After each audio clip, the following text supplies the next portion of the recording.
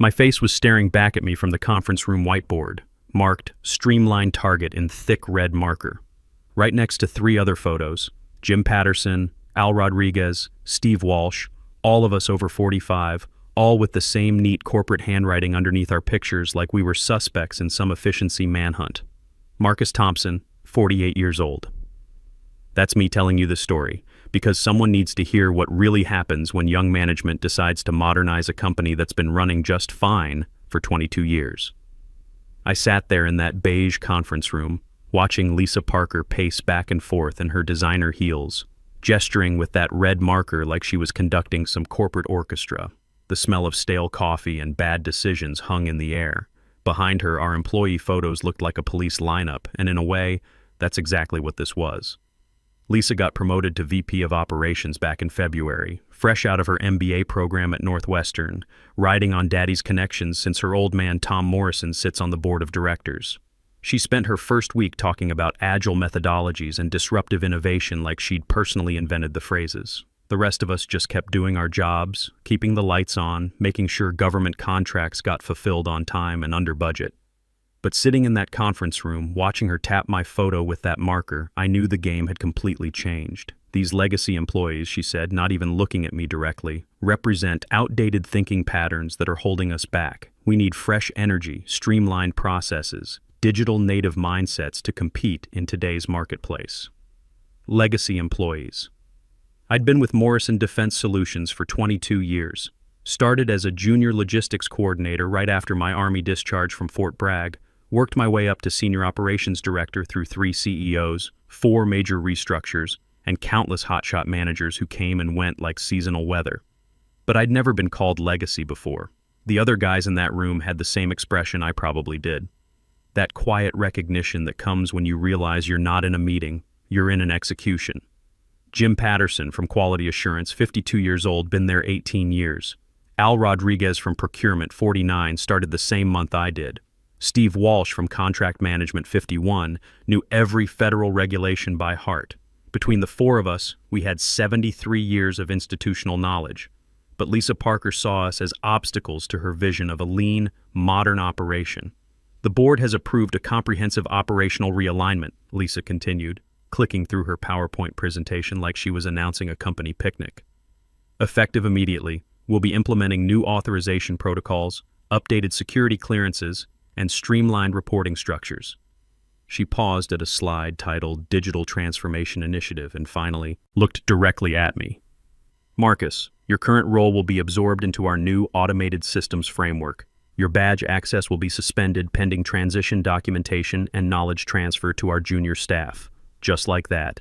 22 years of service, and she made it sound like updating software. I didn't say anything. Learned that lesson in the Army. When someone's already made up their mind, arguing just gives them more ammunition to use against you later. But I was thinking about something else entirely.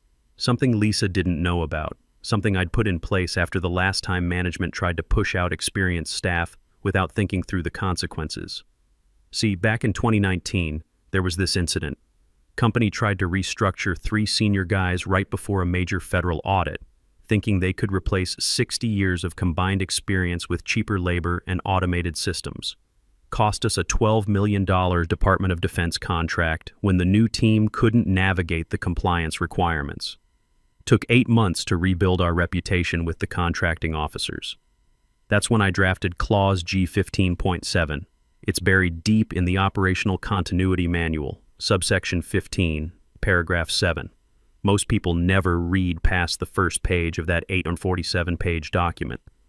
But it's ironclad legal language that I wrote myself with help from our legal department and input from Sarah Brooks, our compliance officer. Basically states that if a senior operations director with active security clearance gets terminated without proper documentation during an active contract period, all high-value government transactions get automatically frozen pending dual authorization review. The clause was designed to protect the company from exactly what Lisa was doing right now, and she'd initialed that manual when she took the VP position 6 months ago. Hell, she probably never even opened it. "I'll need your building access card," she said, holding out her hand like I was some teenager getting kicked out of the mall. I reached into my wallet, pulled out the badge that had gotten me through those security doors every morning for over 2 decades, and placed it on the conference table. not in her hand. On the table. "Security will escort you to collect personal items," she added. "We appreciate your years of service, Marcus, but this transition needs to happen cleanly and efficiently." That's when I almost smiled. Almost. Because Lisa Parker had just triggered every safeguard I'd spent 3 years putting in place. She'd terminated the one person in that building who understood how the money moved, how the contracts flowed, and how to keep the federal compliance officers happy. And she'd done it without reading a single page of the protocols she'd agreed to follow. I stood up, straightened my tie, and looked around the room one more time. Jim, Al, and Steve were staring at the table, probably wondering if they were next. They were good men, solid workers, but they didn't have the institutional knowledge I carried. They didn't know about the automated triggers, the backup systems, the careful safeguards I'd built into every major contract we held. "Lisa," I said, keeping my voice level and professional, "you might want to review the operational continuity manual before close of business today. Section 15 specifically." She gave me that patronizing smile young managers perfect in business school. "Marcus, I appreciate the advice, but we've got this handled. Our new systems are much more efficient than the old manual processes." I nodded, picked up my coffee mug, the one that said 20 years of service that I'd gotten last Christmas, and walked toward the door. Security was waiting in the hallway, 2 guys I'd known for years who couldn't meet my eyes. Bob Martinez from the front desk, been there 12 years. Tony Martinez from night security, good man, former Marine like half the guys who ended up in defense contracting.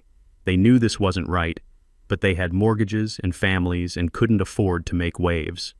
As we walked past the operations center, I could see my team working at their stations, tracking shipments, monitoring compliance deadlines, keeping the machine running. They didn't know yet what Lisa had just set in motion.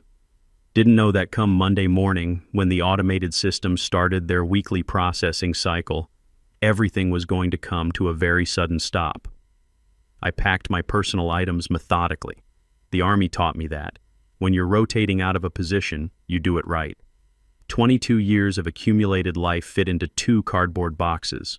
Photos of the team at various company events. My excellence in compliance plaques from 2018 and 2021. A small American flag that had been on my desk since day one. The coffee mug went in last. "Sorry about this, Marcus," Bob said quietly as we waited for the elevator. "This whole thing stinks." I nodded but didn't say anything. Bob was a good man, but he didn't understand what was really happening here. None of them did. They saw this as corporate politics, maybe some generational conflict between old school management and new MBA thinking. They didn't see the bigger picture. The elevator doors closed behind me, and I finally allowed myself a small smile. Lisa Parker thought she was modernizing Morrison Defense Solutions. What she'd actually done was trigger the most comprehensive compliance review in the company's 31-year history. The weekend passed quietly. Saturday morning, I drove to the hardware store, bought some paint for the kitchen I'd been meaning to get to for months. Spent the afternoon working on the house, listening to old country music, thinking about what Monday would bring. Sunday, I called my brother Dave down in Atlanta, caught up on family news, didn't mention the job situation. No point worrying him until I knew how this was going to play out. Army habits die hard. I was up at Euro 500 Monday morning, same as always. Made coffee, read the news online, checked my personal email. Nothing from Morrison Defense Solutions yet, but that would change soon enough. The automated compliance system would start its weekly review cycle at exactly 07:45, same time every Monday for the past 6 years. Federal requirement: any defense contractor with active projects over $5 million has to run these systematic checks. I'd designed most of those checks myself, working with Sarah Brooks and the IT department to create a system that caught problems before they became audit flags. Took us 18 months to build it properly, another 6 months to get all the federal agencies comfortable with our protocols. But it worked. Morrison hadn't failed a single compliance review since we implemented it.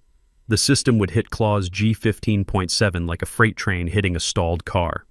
At exactly 07:45, somewhere in Morrison's server room, the automated compliance system began its weekly scan. Every active contract, every pending payment, every authorization protocol. Looking for gaps, inconsistencies, potential violations. The kind of thorough review that keeps defense contractors in good standing with federal agencies and prevents the kind of mistakes that can cost millions. The system found my terminated credentials immediately. Senior Operations Director, active security clearance, terminated Friday afternoon without proper documentation. No HR filing, no formal review process, no transition protocol. Just gone. Within minutes, 3 separate alerts triggered simultaneously. One to Coastal Bank and Trust, flagging all transactions over $50,000 for dual authorization review per federal compliance requirements. One to the Defense Contract Audit Agency, notifying them of a potential operational continuity breach. And one to Morrison's legal department requesting immediate documentation review for critical personnel termination without protocol. My phone rang at 0823, Sarah Brooks from legal, and I could hear the panic in her voice even before she spoke. "Marcus," she said, papers shuffling in the background, "I need to ask you something directly, and I need you to be completely honest with me. Did Lisa Parker terminate your employment Friday without filing proper documentation with HR?" I took a sip of coffee, set the mug down carefully. "That's correct, Sarah. Jesus Christ." Long pause. "Marcus, do you have any idea what she's triggered?" "I wrote the clause, Sarah. I know exactly what she triggered." Another pause, longer this time. I could hear computer keys clicking, probably pulling up the compliance manual. "The DCAA wants a full operational review. Coastal Bank has frozen $3.7 million in pending transfers. And we just lost preliminary approval on the Port Authority logistics contract. That last one made me sit up straighter. The Port Authority deal was worth $18 million over 3 years. Morrison had been courting that contract for 8 months, beating out 12 other companies to make the final cut. Losing preliminary approval meant they were off the bidding list entirely, disqualified for compliance violations. "How's Lisa handling the news?" I asked. Sarah's laugh was bitter. "She's been in back-to-back meetings since 0700. Keeps asking if there's a way to reverse the automated flags, wants to know who authorized this kind of excessive security protocol." I showed her the manual with her initials on every page. And what was her response? She said, "You deliberately sabotaged the company. That this was some kind of revenge scheme because you were upset about being let go." I almost laughed. Almost. "Sarah, did I delete any files? Corrupt any data? Access any systems I wasn't authorized to use? No, of course not. You've been completely professional." "Then how exactly did I sabotage anything?" "All I did was stop working here. The system is functioning exactly as designed, protecting the company from compliance violations when critical personnel are terminated without proper protocol." The beautiful thing about Clause G15.7 was its complete legitimacy. I hadn't sabotaged anything, hadn't violated any policies or laws. I just stopped being the human safety net that had been catching management's mistakes for 22 years. Every shortcut Lisa wanted to take, every corner she planned to cut, every compliance requirement she thought was optional, they were all about to become very expensive lessons. My phone buzzed with a text from Steve Walsh. "They're asking if you'll come in as a consultant to help fix this. Emergency board meeting at 1000. Lisa looks like she's about to cry. I finished my coffee and thought about it. They wanted me to walk back into that building, pretend the last 72 hours hadn't happened, and quietly fix the problems Lisa's arrogance had created. Probably offer me some consulting rate, act like they were doing me a favor. But here's what Lisa and her board still didn't understand. This wasn't about money or pride or even revenge. This was about respect for institutional knowledge, about understanding that experience isn't something you can download from the internet or learn in a graduate seminar. For 22 years, I'd been the bridge between Morrison's aggressive business practices and the federal compliance requirements that kept us legitimate. I'd prevented dozens of audit flags, caught hundreds of potential violations, maintained relationships with agency contacts that took decades to build. When Hurricane Katrina hit the Gulf Coast in 2005, I worked 16-hour days for 3 weeks straight to reroute supply chains and keep emergency contracts flowing. When the Pentagon changed procurement protocols in 2012, I spent 6 months rewriting every standard operating procedure to maintain compliance. Lisa thought she could replace all of that with automated systems and junior staff. She was about to discover what happens when you fire your institutional memory. At 09:47, my phone rang again. Tom Morrison himself, the CEO, Lisa's father, the man who'd hired me straight out of the Army and trusted me to keep his company compliant for over 2 decades. "Marcus," he said, and his voice sounded tired in a way I'd never heard before. We need to talk. I'm listening, Tom. Lisa made a mistake. A big one. I'm looking at preliminary numbers from Sarah and our outside counsel, and this compliance freeze could cost us $8 million in contracted obligations. The DCAA wants a full audit. We need your help to fix this. I let the silence stretch out for a few seconds. Tom Morrison was a good man, built his company from nothing after his own Army service, treated his employees fairly for the most part. But he'd let his daughter make a decision that disrespected every veteran employee in that building. Tom, I said finally, Lisa didn't make a mistake. She made a choice. She chose to ignore 22 years of institutional knowledge, chose to fire the one person who understood your compliance infrastructure, and she did it without reading the protocols that would have prevented this exact situation. So what do you want? Name your price, consulting rate, contractor status, whatever it takes to get us through this audit. That's when I knew he still didn't get it. Still thought this was about negotiation, about finding the right financial incentive to make the problem go away. Tom, I appreciate the call, but I'm not coming back. Lisa wanted fresh energy and streamlined processes. Let her figure out how to explain to the DCAA why your compliance protocols collapsed 48 hours after she took control. I hung up and walked to my kitchen window, could see downtown from here, including the Morrison Defense Building where I'd spent the better part of my adult life. Somewhere in that building, Lisa Parker was learning that leadership isn't about having the latest MBA buzzwords. It's about understanding the systems you're responsible for and respecting the people who built them. The phone kept ringing. Al Rodriguez called at 11:15, said they'd brought in an outside consulting firm, but the consultants couldn't access the compliance databases without my authorization codes. Jim Patterson texted at 12:30, said Lisa had locked herself in her office and wouldn't come out for meetings. Steve Walsh called at 14:15, said Tom Morrison was personally calling every federal contracting officer they worked with, trying to do damage control. But the real news came that evening. Sarah Brooks called just as I was finishing dinner, and she sounded exhausted. Marcus, I need to update you on something. This morning's review found additional problems we didn't catch initially.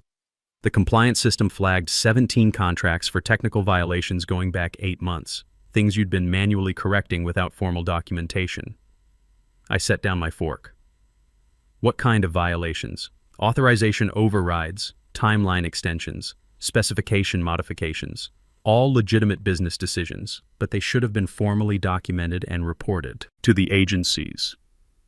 You'd been handling that administratively, but without your oversight. The system treats them as violations. Exactly. And Sarah, there's more. The Port Authority isn't the only contract we've lost. Defense Logistics Agency suspended our preferred vendor status pending review. That's $4.2 million in annual recurring business. I did the math quickly. Morrison Defense Solutions had approximately $23 million in annual revenue. Losing $4.2 million in recurring business, plus the $18 million Port Authority contract, plus whatever penalties came from the DCAA audit, they were looking at a potential 40% revenue hit. How's the board taking the news? Emergency session scheduled for tomorrow morning. Word is they're considering bringing in interim management. Lisa's been reassigned to special projects. Special projects. Corporate speak for we can't fire the CEO's daughter, but we can't let her make any more decisions either. Marcus, Sarah continued, I have to ask, is there any way you'd consider coming back? Even temporarily, just to get us through the audit? I looked out my kitchen window again, at the city lights reflecting off the river. Somewhere out there, Morrison Defense Solutions was hemorrhaging money and credibility because one MBA graduate thought she knew better than 22 years of hard-earned experience. Sarah, you know I respect you. You're one of the best compliance officers I've ever worked with. But I can't come back to clean up a mess that could have been prevented if anyone had bothered to read the protocols I spent 3 years writing. I understand. For what it's worth, I told the board this was preventable. I told them you were protecting the company, not attacking it. After I hung up, I sat in my kitchen for a long time, thinking about the team I'd built over the years. Good people who understood that compliance wasn't about checking boxes. It was about building trust with federal agencies, maintaining relationships that took decades to develop, understanding that in defense contracting, your reputation is everything. 2 weeks later, I was having lunch at my kitchen table when the business section of the local paper caught my attention. Morrison Defense Solutions under federal review. Defense contracts suspended pending audit. The article was brief but damaging. DCAA investigation, compliance violations, management restructuring under review, stock price down 31% in 2 weeks. The kind of news that makes other companies very nervous about working with you and makes federal agencies start looking for alternative contractors. But what really caught my eye was the sidebar. Titan Logistics wins Port Authority contract. Local firm beats established competition. Titan Logistics. I knew them well, one of Morrison's biggest competitors based about 45 minutes north in Richmond. They'd been trying to break into the government contracting space for years, but always came up short on compliance expertise. Smart operation, good equipment, solid reputation in commercial logistics, but they never had the institutional knowledge to navigate federal requirements. I was still reading when my phone rang. Unknown number, but something made me answer. Mr. Thompson, this is David Sterling, CFO at Titan Logistics.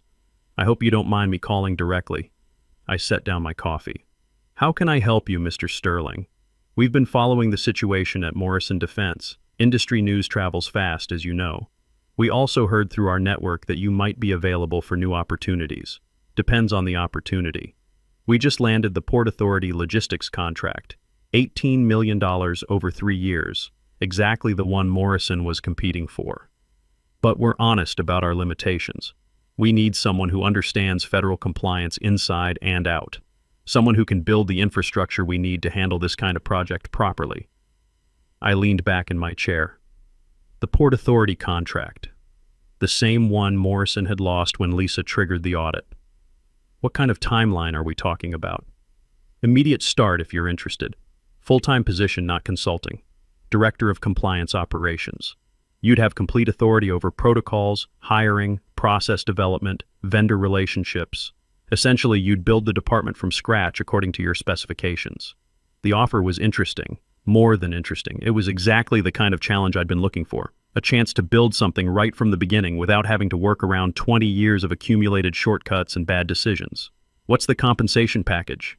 Sterling didn't hesitate.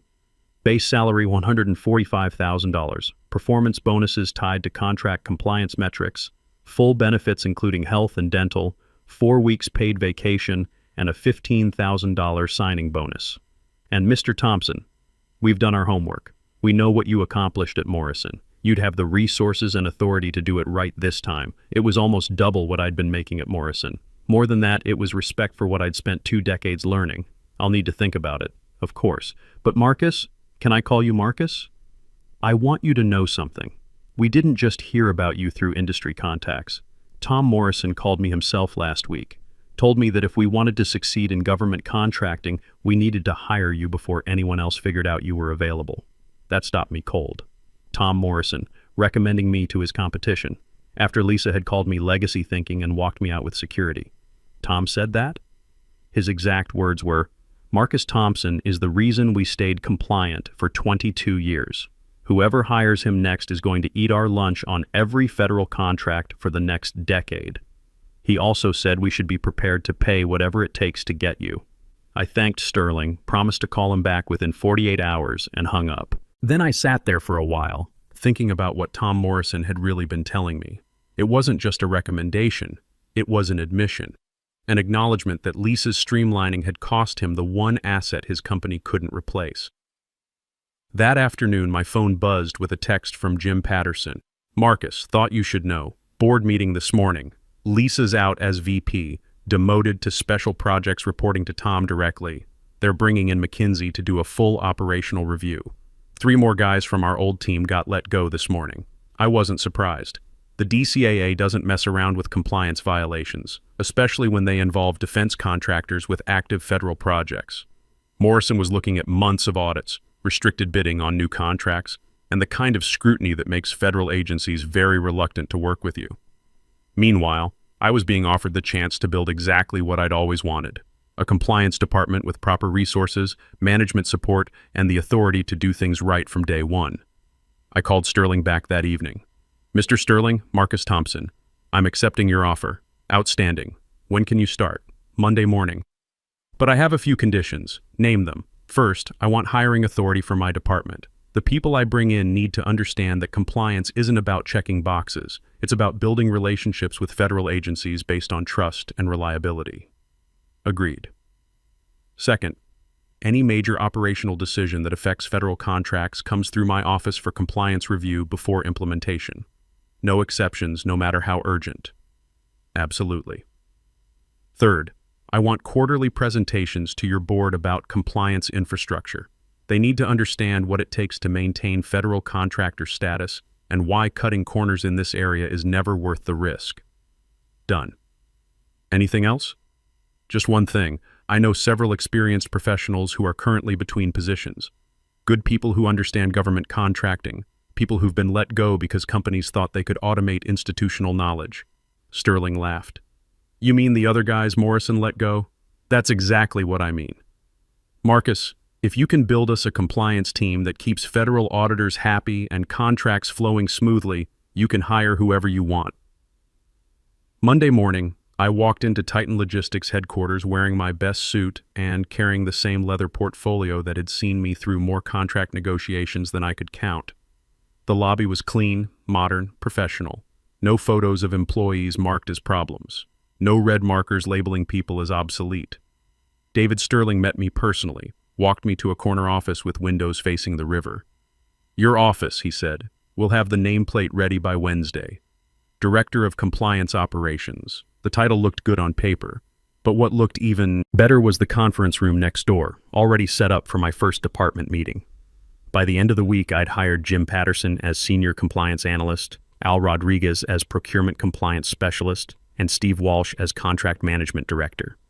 The same team Lisa Parker had dismissed as legacy thinking was now running compliance for Morrison's biggest competitor. And this time we had something we'd never had before, a management team that understood our value and gave us the authority to do our jobs properly.